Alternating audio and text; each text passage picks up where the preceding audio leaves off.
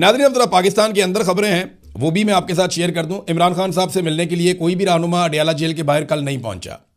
किस किस का नाम गया हुआ था, ज़रा नाम आपको पहले पढ़ के सुना देते हैं कि वो लोग जिन्हें नाम दिया गया था उनमें इंतज़ार हुसैन पंजू था, डॉक्टर बाबर ऐवान, सरदार लतीफ़ खान खोसा, हामिद रज़ा खान एडवोकेट और सेक्रेटरी जनरल सलमान अकरम राजा और बैरिस्टर घोर। ये वो लोग हैं जिनके नाम दिए गए थे कि इमरान खान साहब से मिलने के लिए अडयाला जेल जाना है। लेकिन ये लोग इतने मायूस हैं कि ये इमरान खान साहब से मिलने के लिए अडयाला जेल के बाहर भी नहीं आए, ये मिलने के लिए गए ही नहीं।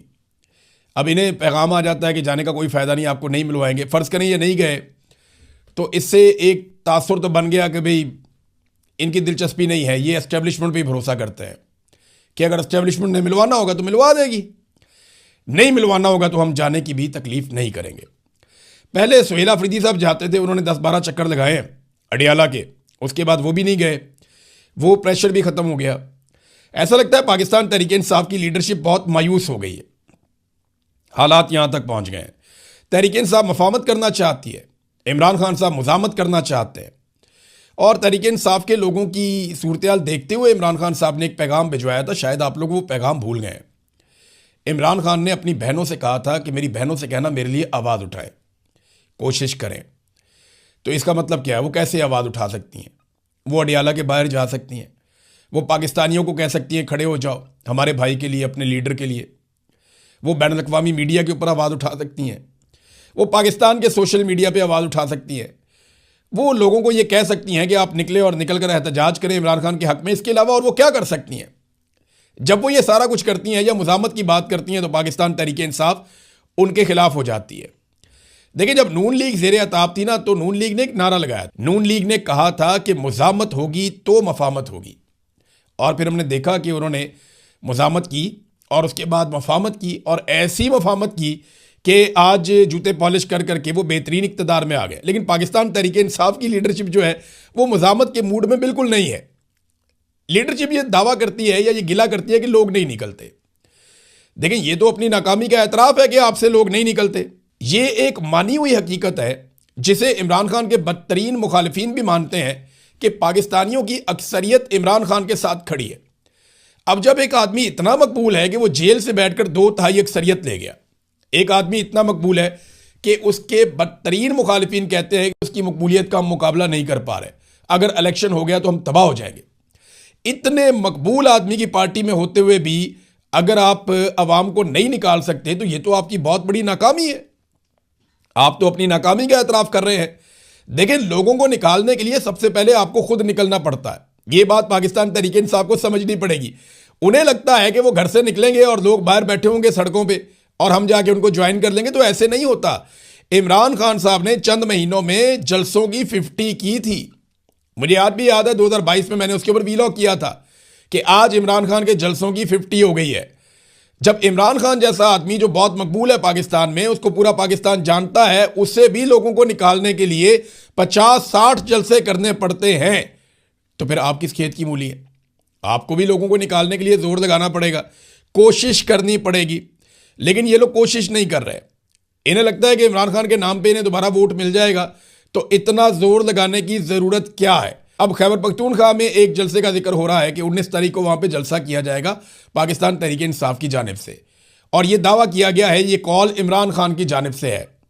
तो देखते हैं वहाँ पे जो सियासतदान हैं खैबर पख्तूनख्वा के, वो कितने बड़े पैमाने पर अवाम को निकाल सकते हैं। क्या वो एक नया रिकॉर्ड बना सकते हैं जलसे में? क्या वो इस मायूसी को दूर कर सकते हैं? ये सारे सवालात का जवाब हमें 19 तारीख के जलसे की शाम को मिल जाएगा, और जो आप 19 तारीख को या 20 तारीख को वीलॉग देखेंगे उसमें सारी तफसीलात मैं आपके सामने रख दूंगा। इमरान खान साहब ने एक और हुक्म दिया था। उन्होंने कहा था कि एक नई सियासी जमात रजिस्टर्ड करवाई जाए, क्योंकि देखें हालात का कोई पता नहीं है। आप इलेक्शन में जाएं, दोबारा इंतखाबी निशान ना हो तो पाकिस्तान तहरीक इंसाफ क्या करेगी? क्या दोबारा से ये इलेक्शन लड़ेंगे? चूल्हे के ऊपर, जूते के ऊपर, केतली के ऊपर, घड़ियाल के ऊपर, गाजर, मूली और बैंगन के ऊपर इलेक्शन लड़ेंगे? या इन्होंने एक निशान के ऊपर इलेक्शन लड़ना है? तो एक पॉलिटिकल पार्टी इमरान खान ने कहा था रजिस्टर करवाएं, लेकिन पाकिस्तान तहरीक इंसाफ के लोगों ने या इमरान खान साहब की पार्टी के लोगों ने अभी तक वो पॉलिटिकल पार्टी जो मेरी इतला है उसके मुताबिक रजिस्टर्ड नहीं की। गिलगित बल्तिस्तान में और आज़ाद कश्मीर में इलेक्शन सर पे आ गए हैं, लेकिन इसके बावजूद इन्होंने कोई नई पॉलिटिकल पार्टी रजिस्टर्ड नहीं की। अब बुशरा बीबी की सेहत बहुत ख़राब हो गई है, इसके बारे में एक रिपोर्ट है, मैं आपके साथ शेयर कर देता हूँ सूरत हाल। बुशरा बीबी की आंख की सर्जरी की गई है और मुख्तलिफ टीवी चैनल्स पे पाकिस्तान में ये इतला दी गई और ये सरकारी ज़राए से खबर जारी की गई है कि अडयाला जेल में कैद साबिक वज़ीर-ए-आज़म इमरान खान की अहलिया बुशरा बीबी की आंख की सर्जरी मुकम्मल कर दी गई और ये बताया गया ज़राए के मुताबिक कि साबिक खातून अव्वल बुशरा बीबी की दाईं आंख की सर्जरी रावलपिंडी के एक अस्पताल में मुकम्मल की गई है। ऑपरेशन 1.5 घंटे तक या इससे ज़्यादा टाइम तक जारी रहा और इमरान खान साहब की अहलिया की एक मेडिकल रिपोर्ट सामने आई थी जिसमें इंकशाफ हुआ था कि इनकी बीनाई भी मुतासिर हो रही है और फिर पिम्स अस्पताल के स्पेशलिस्ट जो डॉक्टर्स हैं उन्होंने आकर देखा और उसके बाद फिर उन्होंने रिकमेंड किया कि इनकी आंख की सर्जरी करवाई जाए। अब मुख्तलिफ़ किस्म की दवाइयाँ और चीज़ें वगैरह उनको रिकमेंड कर दी गई हैं, ड्रॉप्स वगैरह दे दिए गए हैं कि इनका इलाज किया जाए। तो हालत के बारे में कहा जा रहा था कि उनकी भी तशवीशनाक है। ये ऐसा क्या कर रहे हैं इनके साथ जेल में कि इनकी आंखें ज़ाया हो रही हैं। इमरान खान की दाईं आंख की बिनाई हुकूमती ज़राए के मुताबिक 85% चली गई है। बुशरा बीबी की भी आंख की बिनाई जा रही है, उनकी आंख की भी सर्जरी करनी पड़ी है। ये कौन सा ऐसा तजुर्बा कर रहे हैं या कौन सा ऐसा खेल खेल रहे हैं, इसके बारे में बाहर कोई नहीं जानता, क्योंकि बाहर किसी की मुलाकात ही नहीं होती। बुशरा बीबी की फैमिली को पहले आगाह किया गया कि आप फौरी तौर पे आ जाएं, यानी ये इतला मिली थी कि बुशरा बीबी की फैमिली को कहा गया कि आप आ जाएं, आपकी मुलाकात करवाई जाएगी। लेकिन फिर बाद में उन्हें कहा कि अब आप कल आ जाएं, सुबह 9 बजे आपकी कल मुलाकात करवाई जाएगी। अब पता नहीं कल भी बुशरा बीबी की मुलाकात करवाते हैं या नहीं करवाते, लेकिन हालत उनकी भी ख़राब है। हालत कोई इमरान खान साहब की भी आंख की अच्छी नहीं है, लेकिन इसके बावजूद हर तरफ जो है वो सुकून है, इत्मीनान है।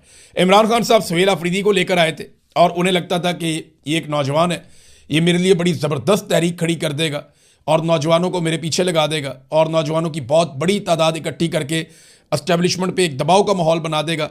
लेकिन बदकिस्मती से अभी तक तो वो भी नहीं हुआ।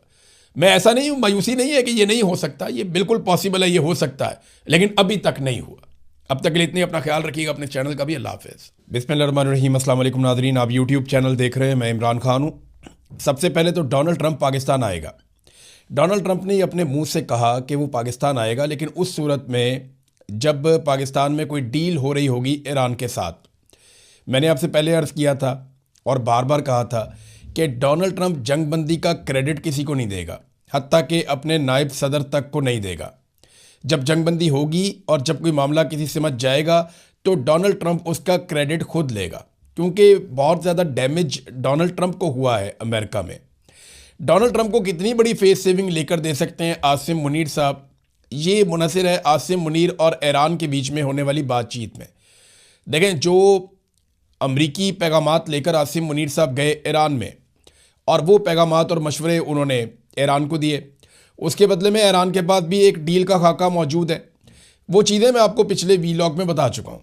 अब सादी बात यह है कि जंगबंदी हो चुकी है, जिसके ऊपर ईरान की पहली और बड़ी शर्त थी कि लबनान के अंदर फौरी तौर पे जंगबंदी की जाए, तो वहाँ पे जंगबंदी हो गई है। जंगबंदी का जो अनाउंसमेंट है वो डोनाल्ड ट्रंप ने कुछ इस तरीके से किया कि मेरी बात हुई है लबनान के सदर से, लबनान के सदर का नाम जोसेफ ऑन है, मेरी लबनान के सदर से बात हुई है और इसराइल के वज़ीर-ए-आज़म से बात हुई है और मैंने जंगबंदी करवा दी है। ये मेरा फ़ख्र है